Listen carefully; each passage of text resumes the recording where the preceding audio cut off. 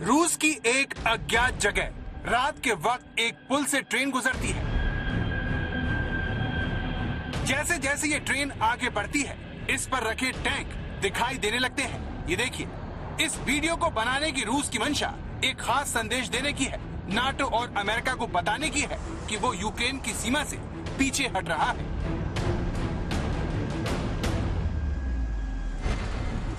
मंगलवार से रूस का रक्षा मंत्रालय दावा कर रहा है कि वो यूक्रेन की सीमा पर तैनात अपने सैनिकों को वहां से हटा रहा है। लेकिन सवाल ये है कि अगर रूस का इरादा बदल गया है तो फिर ये क्या है?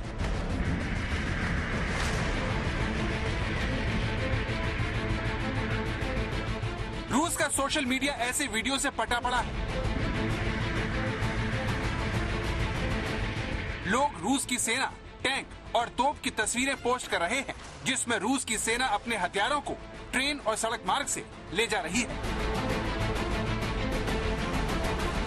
लेकिन सवाल उठता है कि अगर रूस अपनी सेनाएं कम कर रहा है तो फिर यूक्रेन के बॉर्डर पर ये ड्रिल क्यों हो रही है? कहीं ये पुतिन की चाल तो नहीं है? रूस के राष्ट्रपति व्लादिमीर पुतिन ने मंगलवार को एक बड़ा बयान दिया, जिसमें उन्होंने कहा था कि वो यूक्रेन से जंग नहीं चाहते, इसीलिए उन्होंने बातचीत का प्रस्ताव दिया। По поводу хотим мы этого или нет? Конечно, нет. हम यूक्रेन के साथ युद्ध नहीं चाहते, इसलिए हमने बातचीत शुरू करने का प्रस्ताव रखा है, जिससे दोनों देशों में लोगों के बीच सुरक्षा की भावना आएगी। यूक्रेन बॉर्डर से कुछ रूसी सैनिकों को वापस बुला लिया गया है। पुतिन का यह बयान ऐसे वक्त आया जब अमेरिकी रिपोर्ट में बुधवार सुबह हमले का दावा किया गया था, लेकिन पुतिन ने यह बयान देकर इस संभावित हमले की हवा निकाल दी। लेकिन रूस पर किसी को एतबार नहीं है, उसमें चाहे अमेरिकी राष्ट्रपति जो बाइडेन हो, नाटो चीफ, ब्रिटेन के रक्षा मंत्री और यूक्रेन, सभी का मानना है कि पुतिन की बातें जमीनी हालात से मेल नहीं खाती। We have not yet verified the Russian military units are returning to their home bases. Indeed, our analysts indicate that they remain very much in a threatening position. And the fact remains, right now, Russia has more than 150,000 troops encircling Ukraine and Belarus and along Ukraine's border. An invasion remains distinctly possible. Joe Biden ऐसा क्यों कह रहे हैं, अब उसकी वजह भी जानिए। ये बेलारूस की तस्वीर है, जिसमें रूस की सेना 2 मिसाइलों का परीक्षण करती है। रूस के दोस्त बेलारूस से आई ये तस्वीर पुतिन के दावों पर शक की पहली वजह है, क्योंकि ये कोई छोटी मोटी मिसाइल नहीं है। इस मिसाइल का नाम टोचका है, जो परमाणु हथियारों को ले जाने में सक्षम है।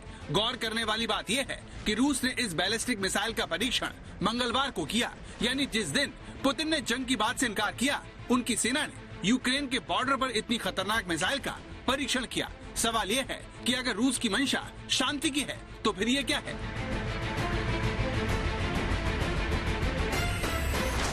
And we are ready to respond decisively to Russian attack on Ukraine, which is still very much a possibility.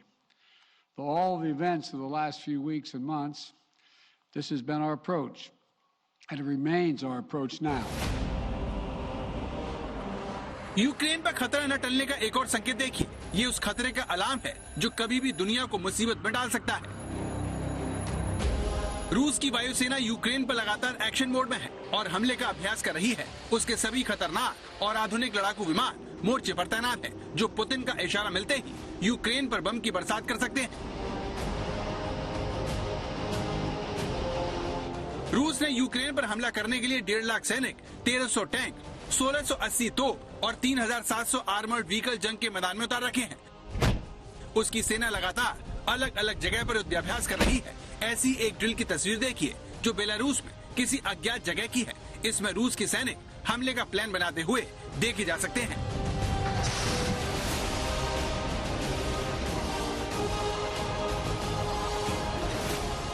चारों तरफ बर्फ के बीच तोप के गोले बरस रहे हैं।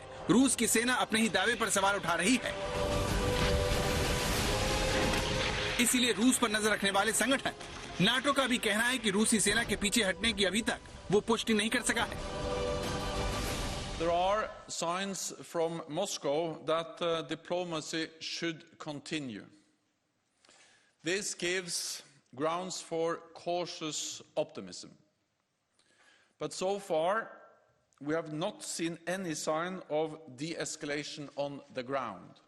रूस ने मंगलवार को बताया है कि उसने अपने सैनिक यूक्रेन और रूस के बॉर्डर से हटा लिए हैं, लेकिन अमेरिका और नेटो इस बात पे यकीन नहीं कर रहे हैं।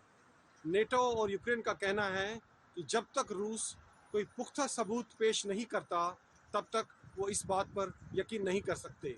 अभी आगे देखना है कि ये हालात किस तरफ जाते हैं। रूस ने जिन 2 जगहों से सेना हटाई है उसमें एक क्रीमिया है, जहां से उसके सैनिक 2014 से मौजूद थे। वहीं यूक्रेन बॉर्डर पर एक जगह से उसके सैनिक पीछे हटे हैं, लेकिन अमेरिका का दावा है कि अब भी 1.5 लाख सैनिक यूक्रेन को रौंदने को तैयार हैं और लगातार युद्ध अभ्यास कर रहे हैं। We haven't yet seen that. It may happen in the next 24 hours or 12 hours. What we had seen was, as of yesterday, the opposite. We saw large field hospitals being built in a number of districts around Ukraine, and indeed we saw continued deployment from holding areas into more forward areas. रूस पिछले 1 साल से रूस और Ukraine की सीमा पर सैनिकों का जमावड़ा लगातार बढ़ा रहा है। अभी पिछले दिनों एक अनुमान के मुताबिक रूस ने यूक्रेन की सीमा पर लगभग 1.5 लाख सैनिक तैनात कर दिए हैं। उसने अभी एक बड़ी एक्सरसाइज बेलारूस के साथ समाप्त की है। इसके मद्देनजर नेटो और यूक्रेन को आशंका है कि रूस कभी भी यूक्रेन के ऊपर हमला कर सकता है।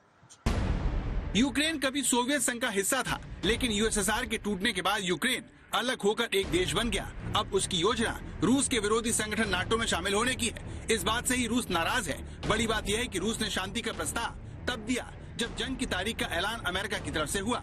अब सवाल यह है कि क्या हमले का प्लान लीक होने की वजह से कहीं रूस ने अपने सैनिकों को पीछे करने का दाव तो नहीं चला? क्या ये कहीं पुतिन की चाल तो नहीं है? कीव यूक्रेन से राजेश पवार और गीता मोहन के साथ आज तक ब्यूरो।